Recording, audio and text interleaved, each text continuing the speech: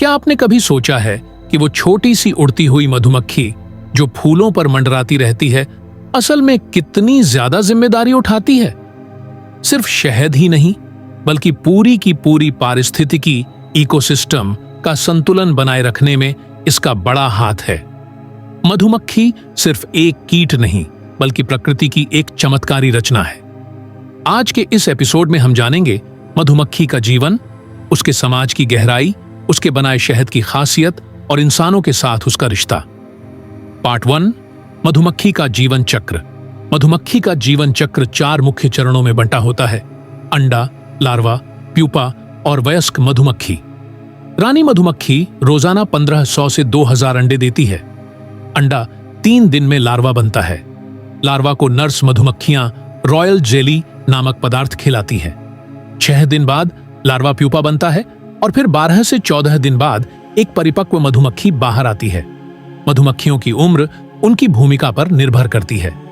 कार्यकर्ता मधुमक्खी लगभग 5 से 6 हफ्ते जीती है, जबकि रानी मधुमक्खी 3 से 5 साल तक जीवित रह सकती है। पार्ट 2, मधुमक्खी का समाज और संगठन। मधुमक्खियों का समाज बेहद अनुशासित और संगठित होता है। मुख्यतः 3 प्रकार की मधुमक्खियां होती हैं।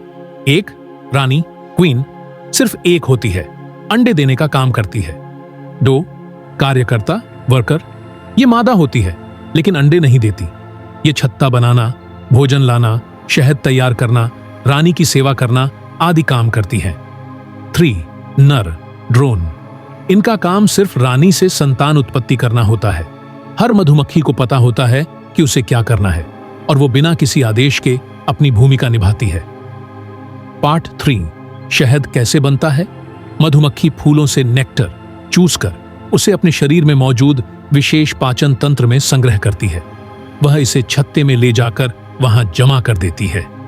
कार्यकर्ता मधुमक्खियां उस रस को बार बार मुंह से बाहर निकालकर फिर निगलती हैं, जिससे उसमें एंजाइम्स मिलते हैं और वह शहद बन जाता है। फिर उसे छत्ते की कोशिकाओं में भरकर उसे पंखों की हवा से सुखाया जाता है। सूखने के बाद उसे मोम की परत से ढक दिया जाता है। पार्ट 4, मधुमक्खी और परागण। मधुमक्खियां परागण पॉलिनेशन में प्रमुख भूमिका निभाती हैं। जब वे एक फूल से दूसरे फूल पर जाती हैं तो उनके शरीर से परागकण एक फूल से दूसरे फूल में स्थानांतरित होते हैं, जिससे फल और बीज बनते हैं। दुनिया भर की लगभग 70% फसलें मधुमक्खियों की मदद से परागण के कारण होती हैं। अगर मधुमक्खियां न हो तो कई फसलें जैसे सेब, बादाम, टमाटर, खीरा और स्ट्रॉबेरी मिलना मुश्किल हो जाएगा। पार्ट 5, मधुमक्खी का इंसानों से रिश्ता। इंसान प्राचीन काल से मधुमक्खियों से शहद प्राप्त करता आया है। शहद औषधीय गुणों से भरपूर होता है। यह घाव भरता है, रोग प्रतिरोधक क्षमता बढ़ाता है और ऊर्जा का प्राकृतिक स्रोत है। इसके अलावा मधुमक्खी के छत्ते से मोम प्राप्त होता है, जिससे मोमबत्तियां, दवाइयां और कॉस्मेटिक्स बनते हैं। पार्ट 6, मधुमक्खियों के दुश्मन कीटनाशकों का उपयोग। मोबाइल टावरों से निकलने वाली तरंगें, पर्यावरण में बदलाव, परजीवी जैसे वरोआ माइट इन कारणों से मधुमक्खियों की संख्या कम हो रही है, जिससे पूरे पारिस्थितिकी तंत्र पर खतरा मंडरा रहा है। पार्ट 7, रोचक तथ्य। एक चम्मच शहद के लिए मधुमक्खियों को लगभग 50,000 फूलों का रस लेना पड़ता है। मधुमक्खी 24 किलोमीटर प्रति घंटे की रफ्तार से उड़ सकती है। रानी मधुमक्खी एक ही बार नर से मिलती है और उसी शुक्राणु से पूरी जिंदगी अंडे देती है। मधुमक्खी छोटी जरूर है, लेकिन उसकी भूमिका विशाल है। इंसानों को अब यह समझना जरूरी है कि मधुमक्खियों की रक्षा करना हमारी जिम्मेदारी है।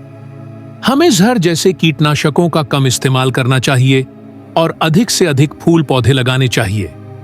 तभी हम शहद का स्वाद और पर्यावरण का संतुलन दोनों बनाए रख पाएंगे।